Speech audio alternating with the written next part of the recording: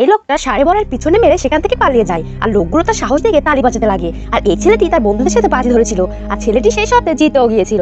আর এখন তারা এই লোকটিকে ষাঁড়ের কাছে যেতে বলে আর তখন এই লোকটার ঘোরে নিঃশ্বাস নেয় আর ষাঁড়ের পেছন পেছন থেকে আস্তে আস্তে যেতে লাগে আর এইখানে বসে থাকে। আর এই লোকটি বলে যে এই খেলায় তো খুবই মজা আছে। আর তখন এই খেলার ক্যাপ্টেন বলে এই খেলাতে মজা আছে, আবার এই খেলাতে সাজাও আছে। আর তখন এই লোকটি বলে একবার যদি এই শিং তার পিছনে লেগে যায় তাহলে তার পিছনে লাল হয়ে যাবে। আর এখানে লোকটি সেখানে পৌঁছে গিয়েছিল আর লোকটা ষাঁড়ের পিছনে চড় মেরে সেখান থেকে পালাতে লাগে। আর এখন রেগে গিয়ে ষাঁড় তার পিছনে দৌড়াতে শুরু করে আর এখানে এই লোকগুলো তাকে আরো জোরে জোরে পালাতে বলে। আর তখন এই ষাঁড়টি শিং দিয়ে তাকে দূরে সরিয়ে দেয়। আর তখন এই দ্বিতীয় লোকটি তাড়াতাড়ি করে এসে তাকে তুলতে লাগে আর এই ষাঁড়টি পুনরায় তার উপরে হামলা করতে যাচ্ছিল। আর ঠিক তখনই সেখানে লাফ দিয়ে অন্য একজন চলে আসে আর তখন ওই ষাঁড়টি ওই লোকটির পিছনে যেতে লাগে। আর এরা দুজন ষাঁড়ের ঠিক বরাবর দৌড়ে নিচ্ছিল। আর এখন এরা তিনজনে তাড়াতাড়ি করে দৌড়ে বাইরে চলে আসে আর গেটটি বন্ধ করে দেয়। আর এই খেলা খেলে অনেক আনন্দিত হচ্ছিল আর একে অপরের সাথে হ্যান্ডশেক করছিল। আর এইদিকে ষাঁড় তার শিং দিয়ে গেটটি খুলে ফেলে। এই লোকটা ষাঁড়ে বড়ার পিছনে